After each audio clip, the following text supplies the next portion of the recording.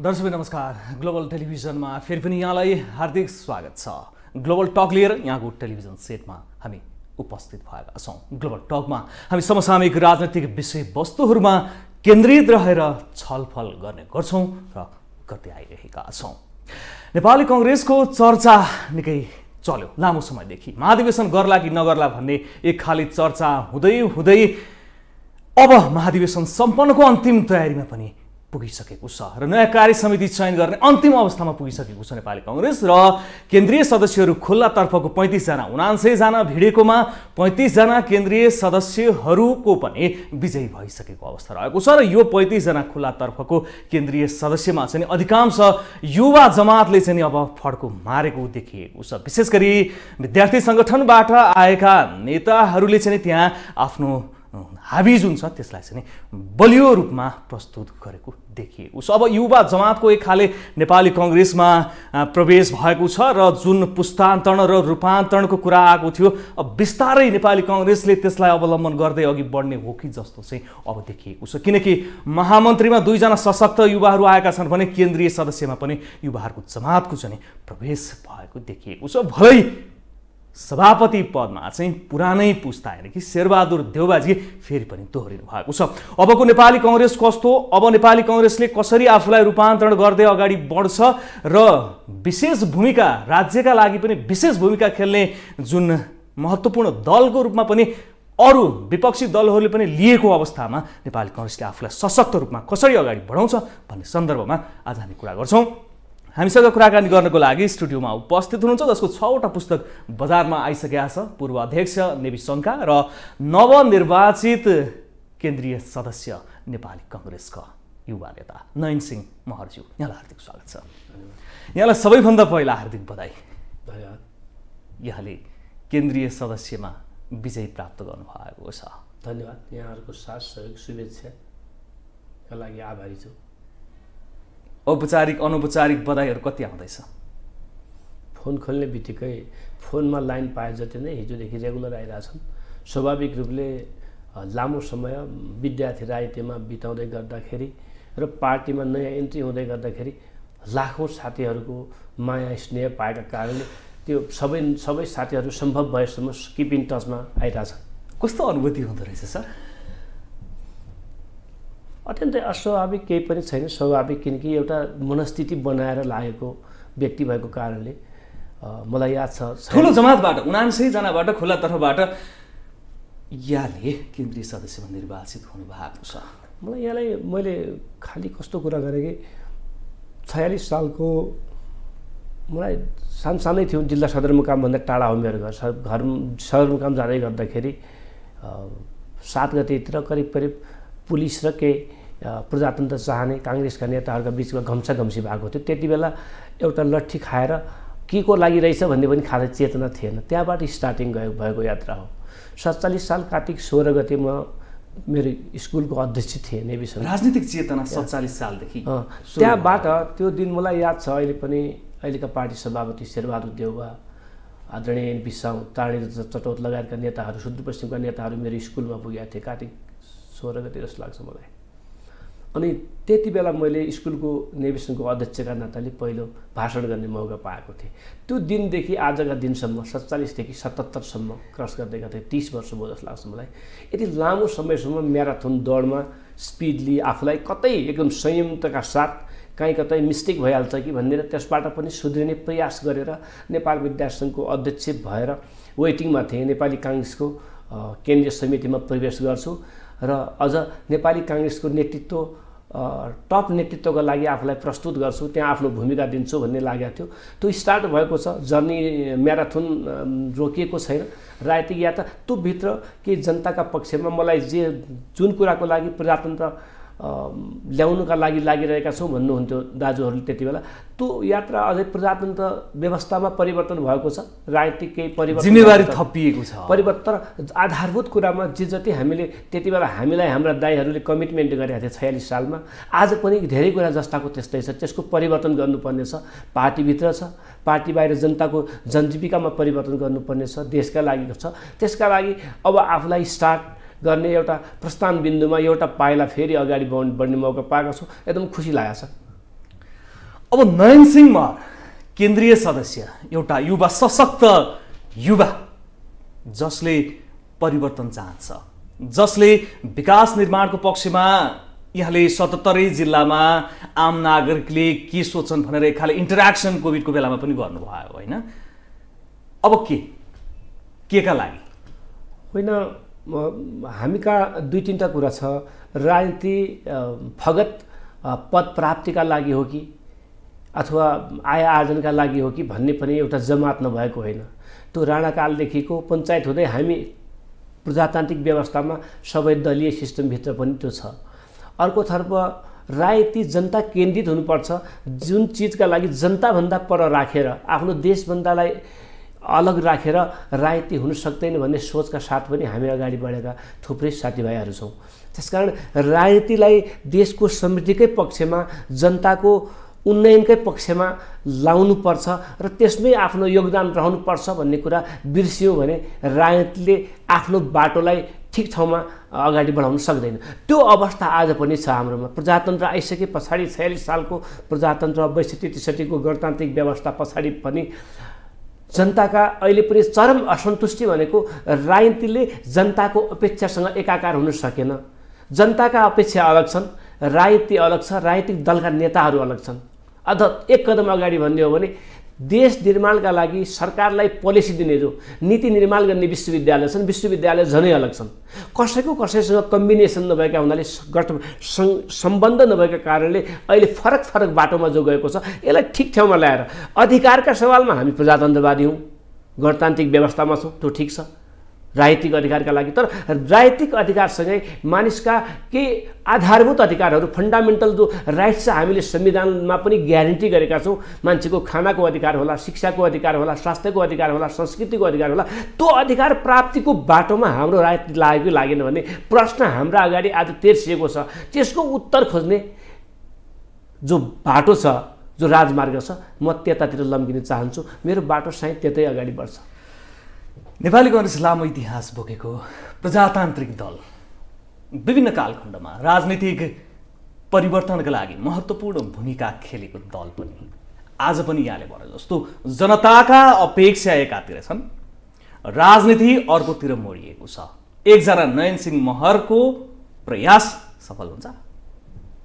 म मात्रै होइन, थुप्रै मलाई लाग्छ बहुसंख्यक नेपाली जनताहरू, तपाईँ हामी जस्ता युवाहरू परिवर्तनको पक्षमा छन्। र मैले अनुरोध गर्नुपर्छ, मैले अलिकति मेरो गुनासो पनि छ।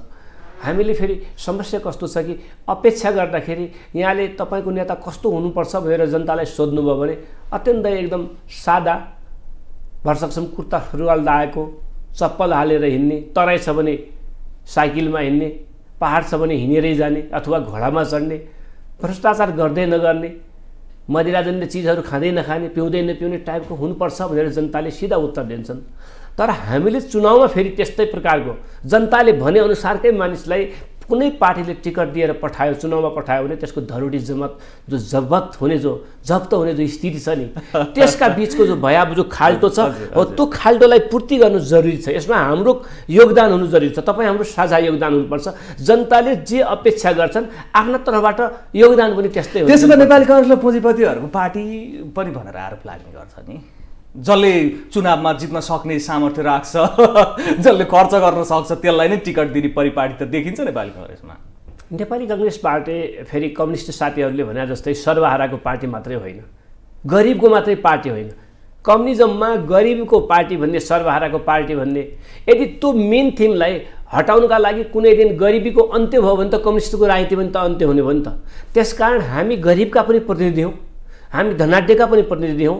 हामी देश सञ्चालन गर्ने पार्टी भएका कारणले त्यो पार्टीका भित्र अरबपति पनि पर्छन्, खर्बपति पनि पर्छन्, अथवा सडकमा हिँड्ने जो भुइँ मान्छे हामी भन्छौँ तिनी पनि पर्छन्। सबैको सँगसँगै वृत्ति विकास गर्नु र सबैको सामाजिक एउटा दायित्व निर्वाह गर्ने स्थिति राज्यले निर्माण गर्नुपर्छ भन्ने कुराका प्रति हामी सशङ्कित छैनौँ। हिजो पनि गगन थापा केन्द्रीय सदस्य हुनुहुन्थ्यो, युवा सशक्त नेता। अब युवाहरूको प्रवेश, उहाँ पनि विद्यार्थी राजनीति हुँदै केन्द्रीय सदस्य हुँदै 14औँमा त उहाँले महामन्त्री पोजिसन पाइसक्नु भएको छ। अब उहाँ हुँदा के परिवर्तन भयो र यहाँहरूको जमातले के परिवर्तन गर्न सक्छ त? दुई तीनटा कुरा देखिया छ। अब नेपाली काङ्ग्रेसको पुस्तान्तरण र रूपान्तरणको यात्रा सँगसँगै अगाडि बढेको छ। थुप्रै युवाहरूको अहिलेको पछिल्लो प्रवेशले एकदम हामी हौसिएका छौँ। एउटा कुरा बिर्सिनु नहुने कुरा के छ कि ठुलो कन्ट्रिब्युसन 46 सालभन्दा अगाडि देशमा राजनीतिक अधिकारका लागि लड्ने पुस्ता जो छ त्यसले हामी जस्तै मन्त्री प्रधानमन्त्री भन्ने इच्छा आकाङ्क्षा राखेर लडेको पुस्ता होइन। त्यो पुस्ताभित्र जो एउटा दम छ, जो त्यसको सङ्घर्षको गाथा छ, त्यसको रेस्पेक्ट गर्नुपर्ने, त्यसलाई सम्मान गर्नुपर्ने, त्यो पुस्तालाई राजनीति र नेपाली काङ्ग्रेसका माध्यमले उच्च स्थान दिने कुराका प्रति युवाहरू विमुख भयो भनेपछि काङ्ग्रेसले राम्रोसँग काम गर्न सक्दैन। एउटा कुरा त्यो छ, त्यसलाई हामी त्यसलाई एकदम संवेदनशील हिसाबले हामीले हेर्छौँ। अर्कोतिर नयाँ पुस्ता आदरणीय विश्वप्रकाश शर्मा अध्यक्ष हुनुहुन्थ्यो। हामी त्यो कमिटीका सबै मेम्बरहरू करिब मलाई लाग्छ 40-50% जति मान्छेहरू अहिले जितेर केन्द्रीय नेपाली काङ्ग्रेसको केन्द्रीय समितिमा आएका छौँ। गगनजी उपाध्यक्ष हुनुहुन्थ्यो, पछि बद्रीजी जोडिनुभयो, अथवा धेरै साथीहरू जोडिएको कमिटीका सदस्यहरू नेपाल विद्यार्थी सङ्घको 57 साल ताकको जो कमिटी छ अहिले करिब झलझल्ती मलाई झल्को आइरहेको छ। कहीँ नेपाल विद्यार्थी सङ्घको केन्द्रीय कमिटी त जस्तै त बनेको छैन भन्ने पनि लागेको छ। र अब हामीले बडो संयमकाताका साथ जुझारु युवाहरू आउनु भएको छ। 2 जना महामन्त्री, पार्टीका उपसभापतिमा धनराज गुरुङ, केपी गुरुङको यो पार्टी स्थानमा एउटा कम्युनिटीको ठुलो योगदान छ। त्यो योगदानलाई हामीले बिर्सनु हुँदैन। आदरणीय धनराज गुरुङ पार्टीको उपसभापति हुनुभएको छ। पूर्णबहादुर खड्का जो नेपाली राजनीतिमा आफूलाई अत्यन्तै बचाएर र आफ्नो नेपाली राजनीतिभित्र आफ्नो चरित्रलाई एकदम ठिक ठाउँमा राखेर आजसम्म अगाडि बढ्नुभएको नेता जो हाम्रो लागि अनुकरणीय हुनुहुन्छ। उहाँ उपसभापति आउनुभएको छ। ठुलो इतिहास एकदम पार गर्दै जीवनका थुप्रै उकाली ओह्रालीमा आफू मर्थे कि बाँच्ने भन्ने दोसादमा उभिएर कोही एउटा व्यक्ति एउटा ग्रामीण जनजीवनको नेतृत्व गरेर यहाँसम्म पुग्नुभएका आदरणीय शेरबहादुर देउवा पार्टी सभापति हुनुहुन्छ। सबैको उमेजको रेसियो 3टा पुस्ताहरू एउटै कमिटीमा छौँ हामीहरू। 40 वर्ष मुनिका साथीहरू पनि आउनु भएको छ। बडो विविधता छ हाम्रो कमिटीमा। यो विविधतालाई, डाइभर्सिटीलाई अहिले सम्मान गर्नुपर्छ भन्ने वर्ल्डको नयाँ नारा नै छ। डाइभर्सिटी, यो विविधतालाई नेपाली काङ्ग्रेसभित्र झलझल्दै हेर्न सकिन्छ। समावेशी चरित्रको पार्टी नेपालको बडो गौरव के लाग्छ कि नेपालको इतिहासमा वैधानिक रूपले पार्टी सबैको हो, देश सबैको हो भन्ने नारा उठाउने र आफ्नो विधानमा लेख्ने पार्टी नेपाली काङ्ग्रेस हो। आदरणीय शेरबहादुर देउवाको नेतृत्वमा रहेको काङ्ग्रेसले त्यो काम गरेको थियो। आज त्यसलाई पूर्णता दिने एउटा बेलामा हामी पुग्दैछौँ। पूर्ण त कहिले पनि हुँदैन। बिपी कोइरालाले के भन्नुहुन्छ कि मानिस पूर्ण कहिले हुँदैन। पूर्ण भएको कुनै दिन उसलाई एकदम म विज्ञ भइसकेँ भन्ने लाग्यो भनेपछि या त त्यो सबै कुरा मैले जानिसकेँ भन्ने लाग्यो भने या त त्यो समाप्तिको बाटो त्यो मृत्युको बेला मात्रै हो, या त मान्छेको मृत्यु भइसकेको हुन्छ। होइन भने त झुटो कुरा, मिथ्या कुरा हो। मान्छे त लर्निङ गरिरहेको छ। त्यसैले नेपाली काङ्ग्रेसले पनि लर्निङ सिक्दा यो चरणमा जहाँ हामी आज आइपुगेका छौँ 14औं महाधिवेशनमा अत्यन्तै बडो सुखदको क्षण मात्रै होइन कि राम्रो गर्न सक्छ। 43% भन्दा बढी युवाहरू, 1 करोडको हाराहारीमा रहेका युवाहरूको प्रतिनिधित्व हाम्रो नेपाली काङ्ग्रेसले गर्न सक्छ र एउटा रिफ्लेक्सन दिन सक्छ, परावर्तन दिन सक्छौँ। हामी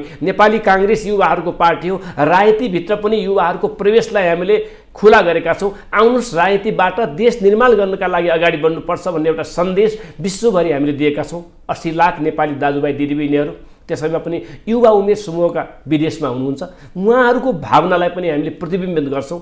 घर फर्किने, नेपाल फर्केर नेपाल निर्माण गर्ने काङ्ग्रेसको राजनीतिका माध्यमले, प्रजातान्त्रिक पद्धतिका माध्यमले देश निर्माणमा सहभागिता सबैको हुनुपर्छ भन्ने एउटा नयाँ कन्सेप्ट लिएर हामी अगाडि बढ्छौँ। देश निर्माणको लागि जानुपर्छ भन्दै गर्दा 14औं अधिवेशनमा यहाँहरूले एजेन्डामा खासै बहस गर्नु भएन, नीतिमा खासै बहस गर्नु भएन, होइन? अब मेरो कुरा गर्नुहुन्छ भने मैले 14औं महाधिवेशनका लागि 14 एजेन्डा प्रस्तुत गरेर 77 जिल्लामै मलाई लाग्छ 10 लाख क्रियाशील सदस्यमध्ये बढी बहुसङ्ख्यकको हातमा त्यो मैले पारेको छु। 4740 मतदाता थिए हाम्रा महाधिवेशन प्रतिनिधिहरू, उहाँको हातमा मैले पारेको छु। र नेपाल अब जानुपर्छ कहाँ, नेपाली काङ्ग्रेसको सङ्गठनभित्र के काम गर्ने र नेपाली काङ्ग्रेसको सङ्गठन मैले नारा नै दिएको थिएँ। 14औं महाधिवेशनको कार्यभार सशक्त काङ्ग्रेस र बहुमतको सरकार। सशक्त काङ्ग्रेसको रूपान्तरण र जो पुस्तान्तरण भन्दै थियौँ हामी, त्यसबाट सशक्त काङ्ग्रेसको यात्रा हाम्रो प्रारम्भ भयो। युवाहरू आएका छन्। मैले भने विविधता सहितको केन्द्रीय कमिटी अगाडि यहाँ पुस्तान्तरण अब बहुमतको अब यहाँलाई मैले भने बहुमतको सरकार सँगसँगै अर्को नारा मैले भनेको थिएँ, त्यो कदम हाम्रा क्रियाकलापले जनताको मन जित्ने गरी जनताको सामिप्यमा बसेर जनभावना अनुसार जनजीविकामा केन्द्रित रहेर नेपाली काङ्ग्रेसलाई हिँडाउन सक्यौँ भने सबै तहमा नेपाली काङ्ग्रेसको सरकार निर्माण गर्ने। सरकार त थुप्रै पटक भए, तर अहिलेको सरकार फरक किसिमले घोषणापत्रमा आधारित प्रजातान्त्रिक समाजवादी जो दृष्टिकोण छ नेपाली काङ्ग्रेसको, वेलफेयर स्टेट निर्माण गर्ने, कल्याणकारी राज्य व्यवस्थाका माध्यमले जनताको सेवा गर्ने, त्यो कार्यान्वयन गर्ने किसिमको एउटा नयाँ सोचका साथ हामी अगाडि बढ्छौँ। त्यसमा पनि हामी अगाडि बढेर त्यही त जनताले नेपाली काङ्ग्रेसलाई विश्वास गर्नका लागि विकास निर्माणको एजेन्डा त हेर्छ नि है, हेर्छ। हामीले विकासलाई प्राथमिकता दिन्छौँ। मैले भने नि जनतासँग जोड्ने भनेकै, जनताको जनजीविकासँग जोड्ने भनेकै डेभलपमेन्ट पनि एउटा, विकास पनि एउटा हो। सबै किसिमको विकास, शैक्षिक विकास, आर्थिक विकास, भौतिक विकास, सामाजिक विकास, सबै विकासमा जनता बिना त राजनीति हुनै सक्दैन। जनता त पहिलो प्राथमिकता हो। तर यहाँहरू जनतालाई उपेक्षा मात्रै गर्नुहुन्छ, होइन, जुनसुकै राजनीतिक दलहरूले पनि अधिकतम प्रयास गरिरहेको छु। मैले भने आजसम्म हुन नसकेका केही कुराहरू छन्। अब एउटा नयाँ नारा दिन खोज्दैछु मैले, विथ करेक्सन भनेर। विथ करेक्सन हो, अब संशोधन सहित आफूलाई परिष्कृत गरेर जाने हो। अहिलेसम्मका गल्ती कमजोरी भयो होलान्, त्यसलाई पुनरावृत्ति गर्ने ठाउँ त हामीसँग छैन। विथ करेक्सन, अब हामी सुधारिएर जानुको विकल्प छैन, हामी सुध्रिन्छौँ। यहाँहरू सुध्रिनेमा प्रतिबद्ध हुनुहुन्छ र नेतृत्वलाई सुधार्न पनि सक्नुहुन्छ भन्ने लाग्छ यहाँलाई।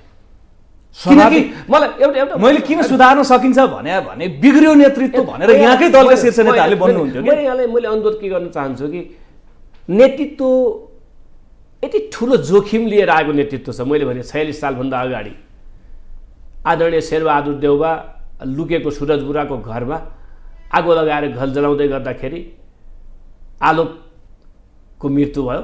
उहाँ भागेर उता अर्को ढोका फुटाएर भाग्न सफल हुनुभयो। 9, 10, 15, 16 वर्ष जेल बसेका नेताहरू, अहिलेको जस्तो स्थिति थिएन होला नि त, हामी कल्पना गर्न सक्छौँ। त्यो टाइपले त्यहाँबाट आइसकेपछि समाज रूपान्तरण र राजनीतिक रूपान्तरणको क्षेत्रमा पुर्याएको योगदान अविस्मरणीय छ। त्यो पुस्ताको मैले भने 46 साल अगाडिको जो जेल जीवन बिताएको पुस्ता छ, त्यसको योगदानलाई बिर्सेर त नेपाली काङ्ग्रेस अगाडि हिँड्नै सक्दैन। त्यो त हाम्रो पहिलो प्राथमिकता बिपीको बेलाको काङ्ग्रेस हो भने अरू 46 साल पछाडिको पुस्ता हाम्रो लागि अनुकरणीय हो। केही हिँड्दै जाँदा कहिले बिर्सेर कहिले काहीँ जानी नजानी गल्ती कमजोरी भएका हुन्छन्। यसका बावजुद पनि नेपालको सामाजिक रूपान्तरण गर्ने सवालमा, नेपालको राजनीतिक रूपान्तरण गर्ने सवालमा नेपाली काङ्ग्रेसले लिडरसिप मात्रै गरेर पनि देखायो। मैले भने समावेशी चरित्रको नेपाल, गणतान्त्रिक नेपाल निर्माणमा त नेपाली काङ्ग्रेसले नेतृत्व लियो। त्यसकारण यो पुस्ता राजनीतिक स्थिरता दिन सकेका छैन। ठिक छ, परिवर्तनका पक्षमा लागेर नेतृत्वदायी भूमिका खेलेको कुरामा नकार्न सकिन। पञ्चायती बहुदल ल्याउँदादेखि 62-63 को जनआन्दोलनदेखि संविधान निर्माणको प्रक्रियामा पनि नेतृत्वदायी भूमिका खेलेर संविधान जारी भयो। तर राजनीतिक स्थायित्व आजसम्म पनि हुन सकेको छैन कि। अब आफूलाई सशक्त पार्टीको रूपमा लिँदै गर्दाखेरि नेपाली काङ्ग्रेसले एउटा राजनीतिक स्थायित्व दिनु पर्दैन। जनता बलिया नभएसम्म, जनता सक्षम नभएसम्म न राजनीतिक स्थिरता हुन्छ, न तपाईँ हाम्रो देशको नागरिकता बलियो हुन्छ, न त्यो पासपोर्ट बलियो हुन्छ। 2-3टा लाइनमा बस्नुपर्ने, धेरै देशको भिजा नै नपाउने भनेको जनता बलिया भएनन्, मेरो देश बलियो भएन। मेरो देश बलियो जब हुँदैन तब यही अवस्था आउँछ। हरेक मानिसले, हरेक देश विदेशले खेल्ने मौका पाउँछ र अस्थिरता हुन्छ। त्यसकारण जनता बलिया बन्ने अभियान भनेको जनताका पक्षमा काम गर्ने भन्ने त्यही हो। म फेरि बारम्बार जनतालाई जोड्दैछु, राजनीतिसँग जनतालाई जोड्ने, पार्टीसँग जनतालाई जोड्ने अभियानको हामीले सुरुवात गरेका छौँ। 43% युवाहरू रहेको देशमा युवाको नेतृत्व गरेका थुप्रै नेताहरू नेपाली काङ्ग्रेससँग जोडिएका छन्। केन्द्रीय समितिमा युवाको भावना बोलिन्छ। भावना बोल्ने मात्रै होइन, आजसम्म यहाँले भने जस्तै हामीलाई आरोप लाग्ने गरेको छ, मुखले बोल्ने, भाषण गर्ने, अन्तर्वार्ता दिने कुरामा ठिक छ, तर कार्यान्वयनको पक्ष फितलो छ भन्ने आरोपलाई मैले स्वीकार गर्छु। र अब अब कार्यान्वयन गर्ने सन्दर्भमा पनि भाग्न सक्ने स्थिति कसैको छैन। कार्यान्वयन नगरिकन जनताले पत्याउने पनि छैन। त्यसकारण जनताको आदेशलाई कार्यान्वयन गर्नु जरुरी छ। जरुरी चाहिँ नि छ, त्यति चाहिँ स्वीकार्नु भएको छ होइन। अब त्यो कर्मपथमा लागोस् नेपाली काङ्ग्रेस। यहाँले नारा दिनुभयो पुस्तान्तरणको होइन, तर सभापतिमा चाहिँ नि त्यही पुस्तालाई समर्थन गरेर जानुभयो नि। अब त्यो नारा दुईटा उमेरको हिसाबले भन्ने हो भने दुईटै तीनटै चारवटै जति सभापति लड्नु भएको थियो कल्याण गुरुङजी बाहेक सबै एउटै पुस्ताको करिब उमेरको हिसाबले, तर राजनीतिक हिसाबले सेकेन्ड जेनेरेसनको रूपमा लिन्छ प्रकाश मान। मैले यहाँलाई भन्दैछु राजनीतिक हिसाबले वास्तवमा शेरबहादुर दाई रामचन्द्र दाईहरूको पुस्ता पहिलो पुस्ता हो हाम्रो पार्टीमा। एकैचोटि सबै चिजलाई टोटली पुरा पूर्ण रूपमा तपाईले परिवर्तन गर्न सक्नुहुन्न। केही अनुभवहरू पनि चाहिएका छन्, केही योगदान पनि चाहिएको छ। हामीले के मानिसले चाहँदैमा पनि 4743 महाधिवेशन प्रतिनिधिले के भन्यो कि होइन, नेपाली काङ्ग्रेसमा धेरै आवाजहरू उठे।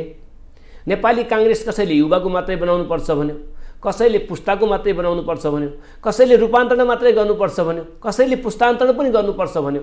तर नेपाली काङ्ग्रेसका जो महाधिवेशन प्रतिनिधि 7 चरणको चुनाव लडेर आएका जो नेता थिए, प्रतिनिधि त खालि भोटर मात्रै हुन्, ती नेता हुन्, सबै नेता हुन्। उनलाई नेपाली काङ्ग्रेस कस्तो बनाउनु पर्छ भन्ने थाहा थियो र उनलाई लाग्यो कि सबै पुस्ताको सम्मिश्रणबाट मात्रै नेपाली काङ्ग्रेस निर्माण हुन सक्छ र सशक्त काङ्ग्रेस निर्माण हुने बाटो मात्रै यो भन्ने लाग्यो। र आजको जो स्थिति आएको छ, आदरणीय शेरबहादुर देउवा के लाग्यो होला 5 पटक प्रधानमन्त्री भइसकेका र 5.5 वर्ष नेपाली काङ्ग्रेस हाँकिसकेका व्यक्तिबाट फेरि के अपेक्षा गरेछन् यहाँले भने जस्तै नेताहरूले? यहाँले दुई तीनटा कुरा हेर्नु जरुरी छ। देवकोटा जहिले पनि नास्तिक देखिनुभयो, तर मर्ने बेला आखिरीसम्म रहेछ श्रीकृष्ण एक भनेर भन्नुभएको छ उहाँले। मानिसको केही लास्ट टाइममा धेरै कुरा लिइसकेपछि, धेरै लोभबाट मुक्त भइसकेपछि समाजमा साँच्चै कन्ट्रिब्युट गर्ने बेला आउन सक्छ। शेरबहादुर देउवाले धेरै काम गर्नुभएको छ। केही कुरा उहाँले मेरा अधुरा योजना छन्, मैले त्यसलाई पूर्णता दिन्छु र केही करेक्सन छ भने त्यसलाई करेक्सन पनि गर्छु भनेर उहाँले सार्वजनिक रूपमा प्रतिबद्धता व्यक्त गर्नुभएको छ।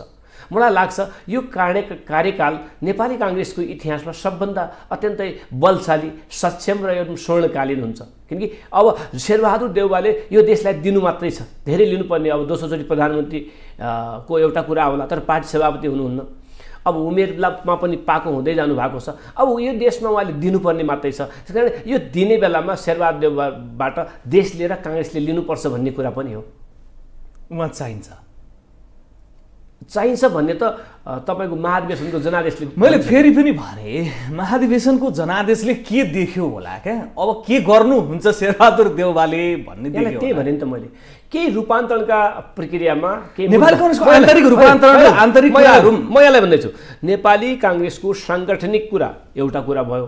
नेपाली काङ्ग्रेसले देशको एजेन्डा बोक्नु छ। म तपाईलाई भन्दैछु दुईटा कुरा, एउटा सङ्गठनभित्रको एउटा एजेन्डा, एउटा देशको एजेन्डा। हाम्रो आन्तरिक एजेन्डा भनेको नेपाली काङ्ग्रेसलाई सबैको पार्टी बनाउने सवालमा, समावेशीको मुद्दामा, पदाधिकारी तहतमा र सबै निर्वाचित हुने यदि ठुलो व्यवस्था सायद नेपाली काङ्ग्रेसको इतिहासमा पहिलोपटक भएको हो। एक दोस्रो, क्रियाशील सदस्य बोकेर गाउँ गइसकेपछि मात्रै त्यहाँ खोल्दाखेरि मात्रै मान्छेले थाहा पाउँथ्यो मेरो छ कि छैन, काटियो भने काटियो, छ भने छ। त्यसलाई ट्रान्सपेरेन्ट बनाएर वेबसाइटका माध्यमले ल बिग्रेको छ भने मुद्दा हाल्नुस् भन्ने व्यवस्थासम्म गरेर काङ्ग्रेस पार्टीको क्रियाशील सदस्यतामा समेत अत्यन्तै प्रजातान्त्रिक आचरणको जो व्यवस्था भएको छ, सुरुवात भएको छ, त्यो यसैपालि भएको हो। पार्टीभित्रको कुरा गर्दैछु म। र 5 वर्षीय कार्यकालमा फेरि अहिले पनि मैले यहाँलाई अनुरोध गरेँ, 5 वर्षीय कार्यकालमा नेपालका थुप्रै राजनीतिक दलहरू, काङ्ग्रेस बाहेकका धेरै राजनीतिक दलहरूमा टुटफुट भएको छ। पार्टीहरू गठन भएका छन्, अलग भएका छन्, छुट्टिएका छन्। तर नेपाली काङ्ग्रेसको मात्रै एउटा यस्तो पार्टी हो जो होला केही साङ्गठनिक समस्या, केही अवरोधहरू आएका होलान्, जति गर्नुपर्थ्यो त्यति गर्नु नसक्या होला। तर यो पार्टी आजसम्म ठिक ठाउँमा उभिएर एकीकृत पार्टी नै जहाँसम्म हामीले पुर्याउन सकेका छौँ। यहाँ बहुमत सभापतिको थियो होला नि त, तर सभापतिले बहुमत कहिले पनि कार्यान्वयन गर्नु भएन। सबैलाई सँगसँगै सबैको इच्छालाई सँगसँगै लैजाने क्रममा केही ढिलो अथवा केही सुस्त अलिकति आन्तरिक कुरा गर्ने हो भने पनि गुट उपगुटमा रमाउनु भयो शेरबहादुर देउवाजी 5.5 वर्ष कार्यकालमा, जसको कारणले पार्टी अहिले सङ्ग्लोबाट एउटा पार्टी हामीले देख्न पाएका छौँ। अब देशको विकासको सन्दर्भमा, देश निर्माणको सन्दर्भमा मैले भने नेपालका थुप्रै पछाडि पारिएका वर्गहरूको बारेमा नयाँ नीति तर्जुमा गएर अगाडि बढ्नुपर्छ भनेर उहाँले केही कुरा उठाउनु भएको छ। त्यो कुरा पूर्ण हुन सकेका छैन र देश विकासमा जो उहाँको योजना छ, अब मैले यहाँलाई तपाईँलाई फेरि त्यही पुरानो कुरा के भने कि त्यो कुरा कार्यान्वयन गर्ने बेला अन्तिम मौका हो उहाँलाई, धेरै मौका छैन। त्यसमा उहाँको योगदान रहन्छ, मलाई पनि विश्वास छ। हजुर, त्यो विश्वास गर्नुको विकल्प पनि छैन, यहाँहरूले सभापति बनाइसक्नु भएको छ। अरू त हामी पनि छौँ, कमिटीभित्र हामी पनि छौँ, हामी पनि सल्लाह सुझाव दिन्छौँ। हजुर, रामचन्द्र पौडेलको तर्फबाट हेर्दाखेरि नि उहाँले यति लामो योगदान दिनुभयो, नेपाली काङ्ग्रेसले उहाँको योगदानलाई सम्मान गरिदिन सकेन, यहाँहरूले सम्मान गर्नु भएन। एउटा वरिष्ठ नेतालाई चाहिँ 5 पटक प्रधानमन्त्री र दोस्रो पटक कार्यकालका लागि पार्टी हाँक्न दिने, अर्कोलाई चाहिँ यति अवमूल्यन गरेर जाने, यहाँहरू के सोच्नुहुन्छ? अब रामचन्द्र दाईको स्वाभाविक रूपले यो देशको लोकतान्त्रिक आन्दोलनमा उहाँको भूमिका एकदम ठुलो, सम्झन योग्य, स्मरण योग्य नै छ। हामी सबैका लागि उहाँ हामी प्रेरणाका स्रोत नै हुन्। अब कुरा नलुकाइकन भन्दाखेरि राजनीतिमा बहुमत अल्पमत पनि हुने रहेछ। अब सबै मान्छे प्रधानमन्त्री हुने, सबै मान्छे राष्ट्रपति हुने, सबै मान्छे मन्त्री हुने भन्ने सम्भव पनि छैन। यो आफ्नो काम गर्दै जाने हो, कहिलेकाहीँ लकको कम्बिनेसन पनि भन्छौँ हामी, त्यसले पनि सपोर्ट गर्नुपर्ने रहेछ। उहाँ अयोग्य मान्छे हुँदै होइन, हरेक रूपले योग्य मान्छे हो, तर कहिलेकाहीँ तपाईँ जस्तै अर्को योग्य मान्छेले तपाईँले पाएको अवसर प्राप्त गर्दैन, तपाईँभन्दा झन् योग्य होला त्यसले पनि प्राप्त गर्दैन। यो संयोग हुन्छ, त्यो संयोग रामचन्द्र दाईको मिलेन। अब त्यसमा चाहिँ सम्पूर्ण पार्टीले उहाँको योगदानको कदर गर्नुपर्छ। अझै बेला छ, समय छ। शेरबहादुर देउवाजीले पनि ल ठिक छ रामचन्द्रजी भन्न सक्नु भएन है, मैले त गरेँ, अब तपाईँ पनि एकचोटि गर्नुहोस्, एकचोटि हेर्नुहोस् न त, हेरौँ न त। अब दुइटै समकालीन हुन्, दुइटैका कुराकानी मिलेको छ भन्ने लाग्थ्यो हामीलाई। धेरै तिक्तता पछिल्लो पटक पनि छैन, केही कुरा मिलाउनुहुन्छ। दुइटै अब समकालीन भएका हुनाले एकले अर्को कुरा बुझ्नुहुन्छ र दुइटैको आवश्यकता नेपाली काङ्ग्रेस पार्टीमा छ। अझै नेपाली काङ्ग्रेस पार्टीलाई उहाँहरूले अब युवाहरू आएका छन्, ठिक अब पार्टीलाई पनि युवा बनाउनु पर्ने जरुरत छ। मान्छेको उमेरले युवा भएर भएन, पार्टीलाई युवा पार्टी बनाउनु जरुरी छ। युवा पार्टी भनेको राणाकालमा स्थापना भएको पार्टी, जति बेला गोरेटो बाटो पनि थिएन, जति बेला सडकहरू थिएन, जति बेला चाहिँ प्लेन चल्दैन थिए, जति बेला मानिसको पिठ्यौमा घोडाको काँटी राखेर राणाहरूले एक गाउँबाट अर्को गाउँमा सैर गर्थे, त्यो बेलाबाट अहिले विश्व परिवर्तन भएको छ। अहिले चाहिँ मङ्गल ग्रहमा बसाइ सार्ने योजनामा छ विश्व। भनेपछि त्यो यो सोसाइटीसँग, यो परिस्थितिसँग कम्पिटिसन गर्न सक्ने, प्रतिस्पर्धा गर्न सक्ने नेपाल निर्माण गर्नुपर्ने बेला छ। त्यो नेपाल निर्माणका लागि एक खाली नयाँ सोच आउनुपर्छ। रामचन्द्रजीमा अलिकति वित्तृष्णा चाहिँ पैदा भएको छ कि उहाँले महाधिवेशनमा मतै नहाल्नु, क्यान्डिडेट बनेरै अगाडि नजानु, प्रजातान्त्रिक प्रक्रियामै सहभागी नहुनु, यस्तो लाग्दैन? अब त्यो रामचन्द्र दाईको व्यक्तिगत कुरा हो।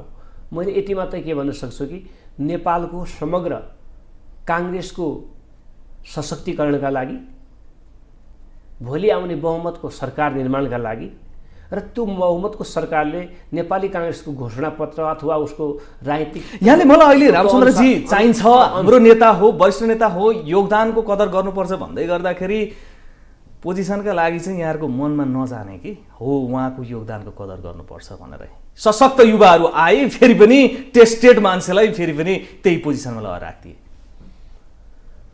यहाँलाई भने नि म यसमा धेरै कुरा मैले भनेँ। रामचन्द्र दाई र शेरबहादुर दाईको अर्थ पनि संयुक्त प्रयासले पार्टी निर्माण गर्ने, पार्टी सशक्त बनाएर सरकारहरू निर्माण गर्ने काङ्ग्रेसको नेतृत्वमा, ती सरकारका माध्यमले आजसम्म हामीले गर्न नसकेका, जनतालाई भनेका तर नगरेका, गर्न नसकेका कामहरूलाई पूर्णता दिएर नेपाली काङ्ग्रेसलाई जनताको पार्टी बनाउनु पहिलो दायित्व छ। त्यो दायित्व निर्वाह गर्नुपर्छ जस्तो मलाई लाग्छ। राजनीति र जनता अघि पनि कुरा भएको थियो, यसलाई जोड्ने एकमात्र सूत्र के हो जस्तो लाग्छ यहाँलाई? अहिले जनताको मनमा राजनीति भन्ने बित्तिकै सिधै भनौँ है फोरी खेल भन्छ नि, त्यस्तो अवस्था छ कि राजनीति र जनता जोड्ने पहिलो चाहिँ सूत्र भनेको, पहिलो विषय, पहिलो चिज भनेकै डेमोक्रेसी हो, प्रजातन्त्र नै हो। प्रजातन्त्रले मात्रै जनतासँग राजनीति जोड्छ, नेता जोड्छ। किनकि जतिसुकै फटा, जतिसुकै निरङ्कुश भए पनि 5 वर्षपछि त उसले जनताकोमा जानै पर्छ, जनताको आदेश लिनै पर्छ, आवधिक चुनावमा विश्वास गर्नै पर्छ। पहिलो शर्त प्रजातन्त्र हो। त्यो प्रजातान्त्रिक व्यवस्थाका माध्यमले चुनिएको नेता र उसको सरकारले अनि जनताका पक्षमा काम गर्ने कुरा छ। त्यो काम गर्नु दायित्व उसको, त्यो दायित्वबाट अहिलेको राजनीति विमुख भइरहेको हो कि भन्ने शङ्कामा जनता छन्। हामीलाई आरोप त्यो लागेको छ। त्यसलाई उन्मुक्ति दिलाएर जनताको पक्षमा काम गर्ने व्यवस्था मिलाउनु पर्ने अर्को कुरा भयो। तर जनतालाई र नेतालाई राजनीतिलाई जोड्ने भनेको प्रजातन्त्र नै हो। प्रजातन्त्र बिना अर्को कुनै व्यवस्था छैन। जनता केही खोज्दैनन् कि आफ्नो मौलिक हक, संविधानमा दिएको मौलिक हक प्राप्त गर्न पाइयोस् र यो समाजको थोरै रूपान्तरण होस्, थोरै आर्थिक उन्नति होस्। त्यसका लागि ठिक छ, अब पुस्तान्तरण भयो नेपाली कांग्रेसमा, यहाँहरूको जमातको प्रवेश केन्द्रीय सदस्यमा भएको छ। अब यो जमातले, यो युवाले, त्यो युवा जो खाडीमा 45 डिग्रीमा काम गर्छ र त्यसलाई फर्काएर एउटा देश निर्माण गर्नको लागि चाहिँ नि के आधार देख्छ, यहाँ के गर्न सकिन्छ भन्ने चाहिँ नि सोच राख्छ। जुन हाम्रा क्रियाकलापबाट नेपालको राजनीति र नेपालको सरकारबाट विदेशमा बसेका र स्वदेशमा बसेका युवाहरूमा वितृष्णा उत्पन्न भएको छ, हामी त्यसको उत्तर खोज्छौँ। त्यो प्रश्नको उत्तर खोज्ने प्रयास गर्छौँ र त्यसको निदानका लागि काम गर्छौँ। त्यो प्रश्नको उत्तर सिधा छ, यहाँ रोजगार छैन। रोजगारी मात्रै होइन, रोजगारी एउटा, यहाँ राजनीतिक स्थिरता छैन, लगानी गर्ने वातावरण छैन। सबैको जवाब छ, त्यसका लागि के गर्छ? मैले यहाँलाई भने नि त, रोजगारी छैन, लगानीको वातावरण छैन, राजनीतिभित्र अस्थिरता छ, अस्थिरता छ, सरकार म भन्दैछु छेडछेडमै परिवर्तन हुन्छ, राजनीतिभित्र नैतिकताको बडो ठुलो खाडल छ, नैतिकहीन चरित्रले प्रश्रय पाएको छ, भ्रष्टाचारले देश दुर्गन्धित छ, विकास निर्माण कामहरूमा पनि जताततै हरेक मानिसले पाउने बित्तिकै भ्रष्टाचारमा लिप्त हुने कोसिस गर्छ। यसको उत्तर खोज्छौँ हामी। कम्तीमा आफूलाई त्यसमा प्रवेश गराउँदैनौँ र विथ करेक्सन भनेको मैले त्यही हो हाम्रो। अब विथ करेक्सन, हामी करेक्सनसँगै हामी संशोधन, हामी परिष्कृत हुन्छौँ। परिष्कृत गएर अनि सबैको पक्षमा काम गर्ने एउटा वातावरण बनाउँछौँ। जम्मै कुरा अहिले नै एकै रातमा सबै कुरा सम्भव छैन। हामी स्टार्ट गर्छौँ, हामी कार्यान्वयनका लागि अगाडि बढ्छौँ र कुनै दिन त्यो कार्यान्वयन गर्ने बाटोबाट मेरो त म कमिटमेन्टमा प्रतिबद्धता व्यक्त गर्न चाहन्छु। त्यो बाटोबाट कुनै दिन फरक किसिमले हिँड्ने प्रयास भयो भने त्यो दिन राजनीतिबाट पनि फरक हुन्छ। नेपाली कांग्रेसमा गुट समाप्त भयो भन्ने विश्लेषकहरूसँग पनि मैले कुरा गरेँ हो। अब गुट समाप्त भयो नेपाली कांग्रेसको प्रजातन्त्रभित्र, किनकि सिटौलाजी आउनुभयो संस्थापन पक्षमै, प्रकाशमान सिंहजी पनि आउनुभयो, विमलेन्द्र निधि अलिकति विद्रोह गरे जसरी म उपसभापति भइसकेका मान्छे सभापति लड्छु भनेर क्यान्डिडेट बनेर जानुभयो, फेरि फर्केर शेरबहादुर ज्यूमै आएर समाहित हुनुभयो होइन। रामचन्द्रजी एउटा गुटमा इतर पक्षमा हुनुहुन्थ्यो, उहाँ तटस्थ बसिदिनु भयो। अर्को एउटा अब क्यान्डिडेट बनेर शेखर कोइरालाजी आउनुभएको थियो। उहाँको एजेन्डा पनि गुट चाहिँ समाप्त गर्ने नै थियो।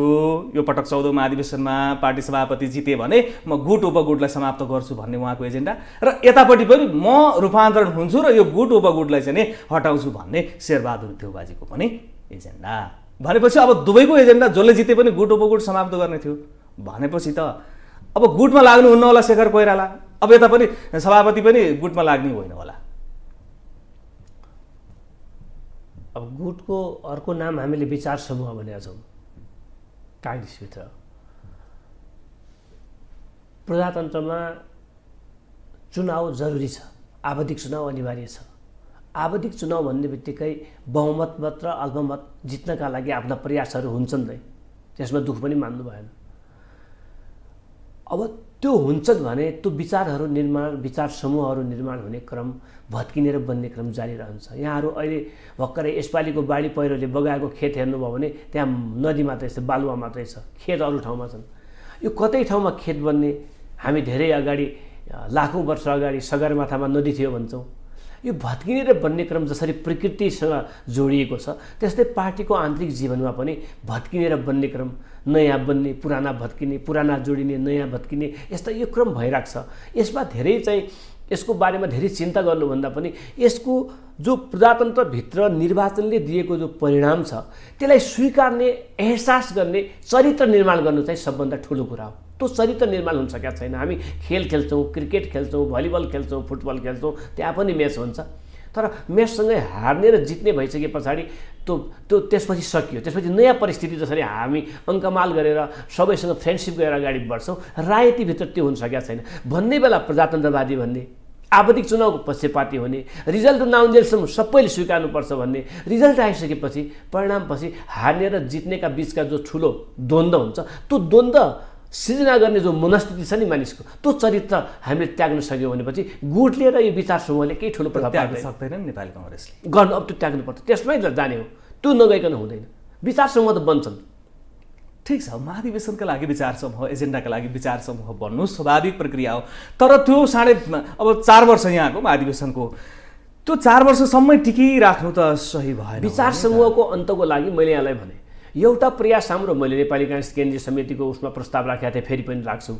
गुटको अन्तको लागि हामीले बनाउने बुथ कमिटीबाट हुने चुनाव, हामीले वडा तहबाट हुने चुनाव, त्यसका जो 7 तहको चुनाव गर्छौँ नि, त्यो चुनावमा हामीले फलानाको समूह भनेर जो स्लिप बाँड्छौँ त्यसलाई बन्द गरेर समूह निर्माण बन्दी लगायौँ, आचार संहिता बनाएर त्यो गऱ्यो भने उसको उम्मेदवारी खारिज गर्ने हुने भन्ने जो प्रबन्ध हामीले मिलाउन सक्यौँ, आचार संहिता बनाउन सक्यौँ भने 75% गुटहरू त्यही भताभङ्ग भइहाल्छन्। तलबाट गुटबाट चुनाव लडाएर ल्याउनुहुन्छ विचार समूहका माध्यमले, अनि केन्द्रको कमिटी पनि त्यसै गरी चुनिन्छ, अनि त्यसपछि बनेको कमिटी कहीँको गुटविहीन हुन्छ, हुनै सक्दैन। त्यो बेकार कुरा, त्यो खालि भन्ने आडम्बरी कुरा मात्रै, त्यो हुनै सक्दैन। एउटा कुरा तलबाट नै गुटको अन्त गर्नुपर्छ। दोस्रो कुरा हामीले त्यो संस्कृतिको पोलिटिकल कल्चरको एउटा निर्माण के गर्नु पर्यो कि प्रजातन्त्रवादी पनि भन्ने, चुनावमा पनि भाग लिने, हार्ने जित्ने जोसुकै होस्, परिणाम आइसकेपछि त्यसलाई स्वीकार्न अप्ठ्यारो मान्ने जो भित्रको लघुतावास छ नि, त्यो चरित्र, त्यो राजनीतिक संस्कृति हामीले निर्माण गर्न सक्यौँ भने त्यो नै हाम्रो लागि सबभन्दा ठुलो विजयको यात्रा हो। हेर्नुहोस् त, नेपाली काङ्ग्रेसको हात प्रतिघात गर्यो भनेर यहाँको केन्द्रीय समितिमा पनि कारबाहीको कुरासम्म उठ्छ चुनावको बेलामा।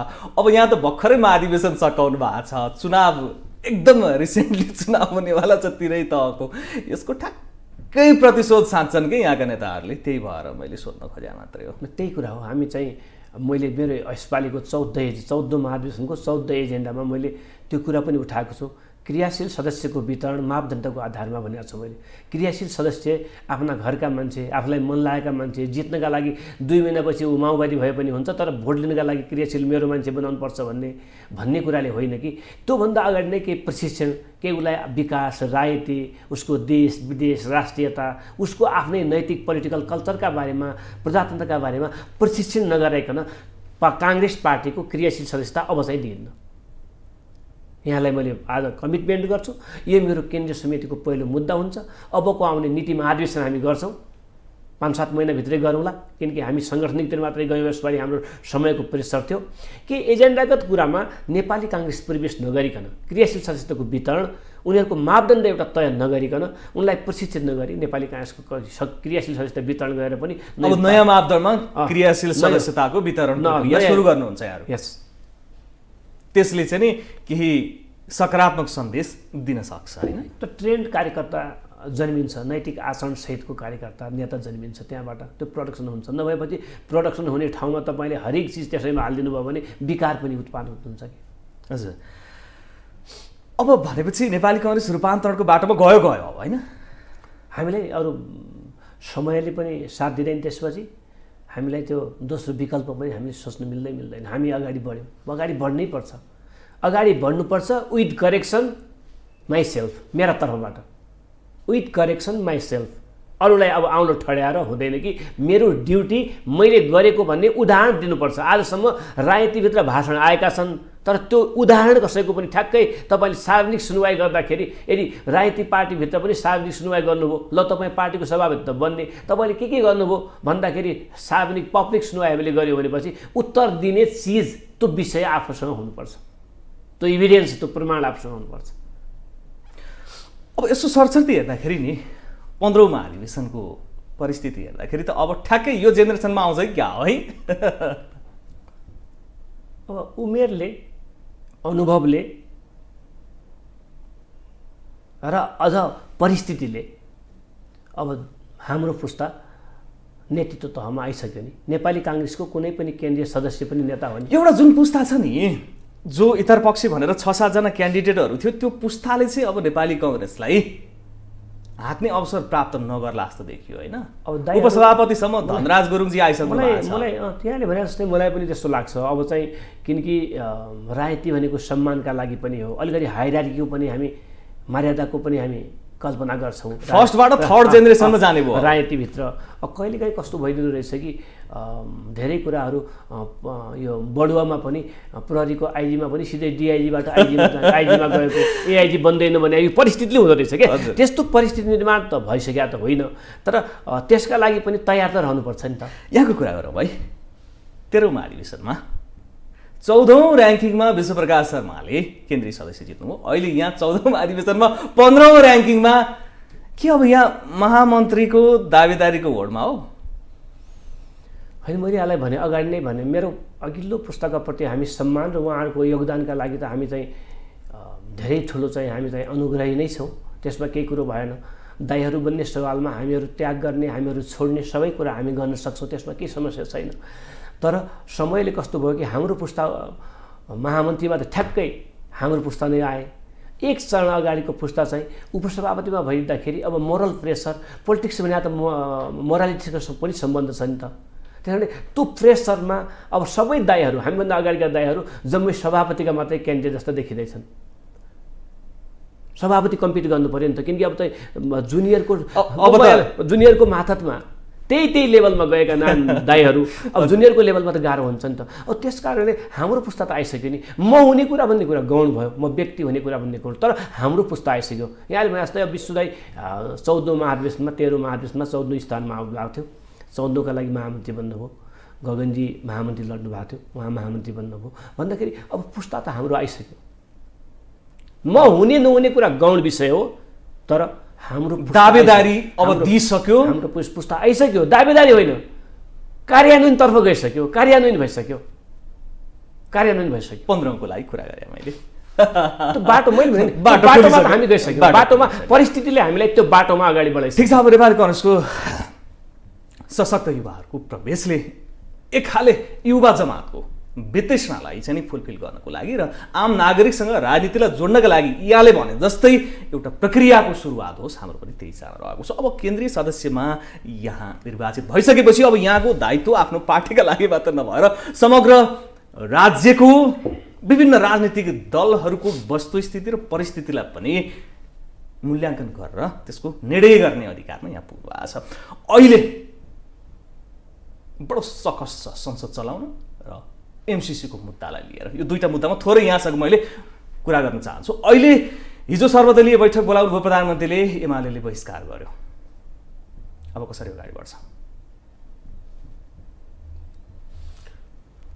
अब यो टेबलमा मैले यति कुरा भन्नुहुन्थ्यो हुँदैन त्यो थाहा छैन।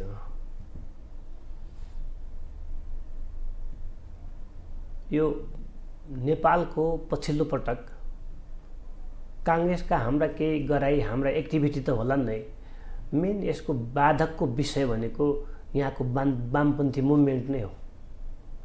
वामपन्थी नै मुभमेन्ट हो, लेफ्ट मुभमेन्ट हो। यहाँ कल्पना गर्नुहोस्, 250 वर्षभन्दा बढी भइसक्यो नदीहरू बगी छन्। कुनै नदीमा रोल्पाको, डडेलधुराको, सङ्खुवासभाको कुनै नदीको विकास गरेर हामी चाहिँ 200 वाट 200 मेगावाट बिजुली निकाल्छौँ भनेर कहीँ कतै केही काम गर्ने हो भने राष्ट्रियता पुरै खत्म भयो, जम्मै नेपाल बेच्यो भनेर आरोप लाग्छ। यसरी कि हरेक जनतासँग सुन्ने बनाइन्छ र त्यसको अर्थ 50 वर्ष 250 वर्षसम्म बगी छ। जनताहरू अहिले पनि अँध्यारोमा बसिया छन्। अहिले पनि आय स्तर त्यही समस्यामै छ। आफै पनि गर्न सकिन्न। मेरै स्तरले नेपालसँगै पैसा भएको भए नेपाली आफैले बनाउन सक्ने भए एउटा कुरा भयो। कतै न कतै कम्प्रोमाइज त गर्नु पऱ्यो नि त। अस्ति म एउटा साथीको कुरा सुन्दै थिएँ, चीनले त्यतिकै हङकङलाई ब्रिटिसको मातहतमा त्यति लामो समय राख्यो होला। के देश विकासको लागि के कम्प्रोमाइज पनि त गर्नुपर्छ नि त। हामीसँग आफूसँग छैन, आफूसँग सक्दै सकिँदैन भनेपछि कतै कतै नहुनुभन्दा त आधा हुनु त ठिक भयो नि त। मेरो देश त बेच्ने कुरामा त मेरो राजनीति हुँदैन। देश कसले बेच्छ भने? देश त बरु कम्युनिस्टहरूले बेच्छन्, जसले संसारभरिका सबै हामी एक हौँ। राष्ट्रियता नै हुँदैन, कम्युनिस्टको मेन थिममा कुनै राष्ट्रियता नै हुँदैन भन्ने टाइपले अगाडि बढेका शक्तिहरू भन्दा त राष्ट्रवादी, उनीहरू राष्ट्रवादी हुन्छन् कहीँ। राष्ट्रवादी त काङ्ग्रेसै हो। तर काङ्ग्रेस जनतालाई पनि, जनताको वृत्ति विकासमा पनि ध्यान दिने भएका कारणले समय समयमा बिपी कोइरालामाथि पनि त्यो आरोप लाग्यो। अहिले पनि त्यो आरोप लगाउन खोज्ने प्रयास भइरहेको छ। यसको बारेमा एमसिसीको बारेमा पहिला कुरा गर्नुभयो, सकस हुनेवाला छ नि नेपाली काङ्ग्रेसलाई। अब हामीसँग मात्रै मेजोरिटी छैन। नेपाली कांग्रेस सरकारको किन मर्यादा गरेर पास गर्न लागि पर्यो नेपाली कांग्रेस एमसीसी आम नागरिक विपक्षमा उभिया छन् विज्ञ भनेकाहरू विपक्षमा उभिया छन् आम नागरिक विज्ञहरू छैनन् बुझेको कम्युनिटीले बुझेको सोसाइटीले हामीले बुझाउन नसके मात्रै हो त्यसमा मिस्टेक भएको छ सबैले देश विकासको लागि त्यो एमसीसी को कुरा मात्रै होइन त्यो बिआरआईको मात्रै कुरा होइन हामीले जुनसुकै देशबाट पनि नेपालको हितमा हुने गरी हामीले त्यहाँबाट सहायता लिने गरेका छौं र केही कन्डिसनहरू त्यो देशका पनि उ देशको पनि कुभलो हुने गरी त उले पनि दिदैन कतै न कतै उसका कुराहरू पनि उसका इन्ट्रेस्टहरूलाई पनि हामीले फुलफिल गर्नुपर्ने तर नेपालको राष्ट्रियतालाई प्राथमिकताको विषय नेपालको संविधानलाई प्राथमिकताको विषय राखेर केही कुराहरू हामीले एडीबीबाट लोन लिँदाखेरि वर्ल्ड बैंकबाट लोन लिँदाखेरि हामीले कतै न केही कन्डिसनहरू शर्तहरू त हामीले पालना गरेकै छौं तर त्यो शर्त संविधान भन्दा माथि राखेर गर्न सकिन्छ र भन्ने त्यो मूल प्रश्न र सबभन्दा महत्त्वपूर्ण कुरा त्यसको क्लियर मलाई के लाग्छ कि त्यसको क्लियरेन्स स्वयं एमसीसी ले गरिसकेपछि यो होइन नेपालको संविधानसँग बाँझिने कुरा हामी गर्दैनौं हामी चाहिँ यो इन्डो पेसिफिकका हामी पार्टनर पनि बन्ने कुरा पनि होइन भनिसकेपछि यसमा धेरै सशंका गर्नुपर्ने कुरा केही छैन तर खाली मैले यहाँलाई के भने कि एमसीसी को विषयमा सिधा दुनियाँले जनतालाई हामी देश विकासका लागि अन्तर्राष्ट्रिय मञ्चमा नेपालको बेइज्जत हुने गरी नेपालले एक खाले एग्रिमेन्ट त अगाडि बढाइसकेको छ भोलि विदेशी एडको भरमा नेपाललाई चलाउनु पर्ने कुरा दुई मत छैन तत्कालका लागि हामी 5-10 वर्षपछि आफै सस्टेन होला आफैसँग क्षमता वृद्धि गरौँला तत्कालका केही विकासको लागि त कतै न कतै हामीले कसैसँग मिलेर जानुपर्ने छ त त्यसका लागि स्रोत साधन चाहिन्छ त्यसमा हामी क्लियर छौं तर कुरो चाहिँ के हो कि नेपाली कांग्रेसको मात्रै बहुमत छैन कम्युनिजममा विश्वास राख्ने साथीहरुको संसदमा अहिले पनि 2/3 बहुमत छ उहाँहरुले नचाहिकन एमसीसी पास हुन सक्ने सम्भावना छैन त्यो कुरा भनेको मलाई लाग्छ कि कोर्ट लेफ्ट मुभमेन्टका साथीहरुको कोर्टमा बल छ त्यति बुझ्छु मैले नेपाली कांग्रेसले चाह्यो भने यही अवस्थामा पास गर्छ भनेर त स्पष्ट छ नि हैन नेपाली कांग्रेसले चाहेर मात्रै एमसीसी पास हुन सक्ने अवस्था छैन त्यो अवस्था त छैन तर नेपाली कांग्रेस पास गर्नै पर्छ भनेर नेपाली कांग्रेस त नेपालको सम्बन्धलाई अन्तर्राष्ट्रिय स्तरमा पनि बरकरार राख्नुपर्छ त्यो सम्बन्धका माध्यमले नेपाललाई थप नेपालमा लगानी भित्याउनुपर्छ र नेपालको वृद्धि विकास गर्नुपर्छ भन्ने कुरामा क्लियरै छ केही समय अगाडि एमसीसी का प्रतिनिधिहरूले पनि यो आईपीएस अन्तर्गतकै हो इन्डो पेसिफिक स्ट्र्याटेजी अन्तर्गतकै हो भनिदिएपछि न सशक्त रूपमा नेपालमा त्यसको आवाज उठ्न थाले हो अस्ति चिठी लेखेर नै क्लियर गरेछ त्यसको 11 बुँदाको डिक्लेरेसन फेरि पनि दिएको छ सरकारको तर्फबाट आएको तर पनि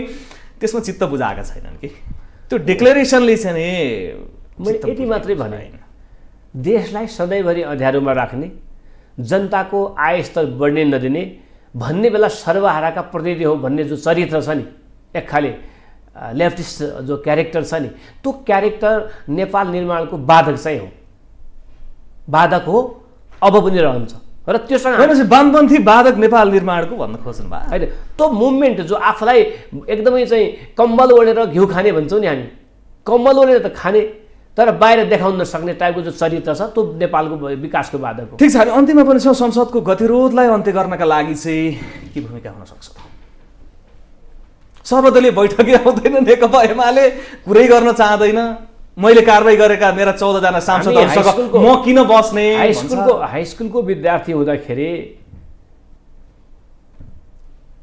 बोकाको खसीको टाउको राखेर देखाएर खसीको के रे कुकुरको मासु बेच्ने थलो हो संसद भनेर भन्छन् लेफ्टिस्ट साथीहरु भन्थे अब त्यसैमा चाहिँ कताबाट यताबाट पनि उताबाट पनि त्यही कुरा प्रमाणित गर्न खोजिएको भन्ने मेरो केही भन्नु छैन नभए नेपाल कम्युनिस्ट पार्टी एमाले लामो लोकतान्त्रिक आन्दोलनको एउटा धरोहरका रूपमा नै अगाडि बढाएको छ देश सबैको हो देश निर्माण देश एउटै व्यक्तिले एउटै पार्टीले चाहेर पनि देश बन्न सक्दैन उसको योगदान अत्यन्त यो चाहिँ यो भक्कर वार्तामा आएको माओवादी जस्तै हामीले त्यति बेला सुन्थ्यौं बालुवाटारमा नेताहरूका जम्मा 2टा मात्रै कोट हुन्छन् 2टा मात्रै प्यान्ट हुन्छन् अरु लगाउँदैनन् सानो गाडी हुन्थ्यो माओवादीको चरित्र त खतरा छ भन्थ्यौ अब अहिले त्यो कोट बनाउने कारखानै किनिसक्यो माओवादीले त्यस्तो टाइपले चाहिँ अब एमालेले पनि आफ्नो चरित्र चाहिँ किन त्यस्तो देखाइराहो म असम्ममा छु नै तर त्यो चरित्र छोड्नु पर्छ संसदलाई सुचारू हुन दिनुपर्छ। संसदले गर्ने प्रोसेसमा एमाले बाधक बन्नु हुँदैन। त्यसका लागि एमालेलाई मनाउनका लागि के गर्छ भन्ने मनाउनका लागि हिजो मात्रै प्रधानमन्त्रीलाई सर्वदलीय बैठकले म्यान्डेट दिएको छ प्रधानमन्त्रीलाई। अब प्रधानमन्त्री र प्रमुख प्रतिपक्षी दलका नेताका बिचमा कुराकानी होला। यो सधैँ एमालेको कहिलेकाहीँ यस्तो यो मैले भने नि त चाहिँ नयाँ गाईको बाछालाई गोठबाट बाहिर निकाल्ने बित्तिकै उफ्रिन्छ नि, एमाले पनि कहिलेकाहीँ त्यस्तै गर्छ क्या। पहिले पनि 58 दिनसम्म गरेकै हो नि त सदन अवरोध। हजुर नयन सर, हामी अन्तिममा छौँ। यहाँलाई फेरि पनि केन्द्रीय सदस्यमा निर्वाचित हुनुभएकोमा बधाई र यहाँको कार्यकाल राम्रो होस्। यहाँले भने जस्तै राजनीति र जनता बीचको जुन ग्याप छ त्यसलाई चाहिँ नि मेन्टेन गर्ने बाटोतर्फ नेपाली कांग्रेस र यहाँहरूको भूमिका सशक्त रूपमा अघि बढोस्। ग्लोबल टकमा समय दिनुभयो, यहाँलाई धेरै धेरै धन्यवाद।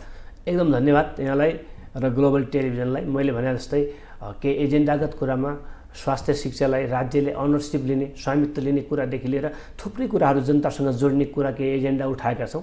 त्यो कार्यान्वयनमा एक्लै व्यक्ति, एक्लै समुदाय, एकै पार्टीको जरुरत छैन। देश जसरी सबैको साझा हो, विकासका एजेन्डा पनि साझा बन्नुपर्छ। त्यसैमा हामी लाग्नुपर्छ। धन्यवाद। हस्, थ्याङ्क यू सो मच। दर्शकबिन, ग्लोबल टकमा आज हामीले कुरा गऱ्यौँ नवनिर्वाचित केन्द्रीय सदस्य नेपाली कांग्रेसका नयन सिंह महर्ज्यूसँग। एउटा सशक्त युवाहरूको चाहिँ प्रवेश नेपाली कांग्रेसमा भएको छ। महामन्त्री पदमा 2 जना सशक्त युवा प्रभावशाली मानिएका नेताहरूको प्रवेश भएको छ। यसले पनि देखाउँछ कि केन्द्रीय सदस्यमा पनि जब युवाहरूको जमात आइसकेका छ भनेपछि अब चाहिँ बिस्तारै पुस्तान्तरण पनि हुँदै गएको छ भन्ने चाहिँ देखिएको छ नेपाली कांग्रेसले। र यो पुस्ताले आम नागरिकका अपेक्षालाई सम्बोधन गर्नेतर्फ अगाडि बढ्न सकोस् र राजनीति साँच्चै राजनीतिका लागि माने समाज रूपान्तरणका लागि, आर्थिक उन्नतिका लागि र राजनीतिक स्थिरताका लागि होस् भन्ने हाम्रो पनि कामना रहेको छ। अन्य कुनै विषय र व्यक्तिका साथमा यहाँ आउँछौँ। ग्लोबल टेलिभिजन हेर्दै गर्नुहोला। नमस्कार।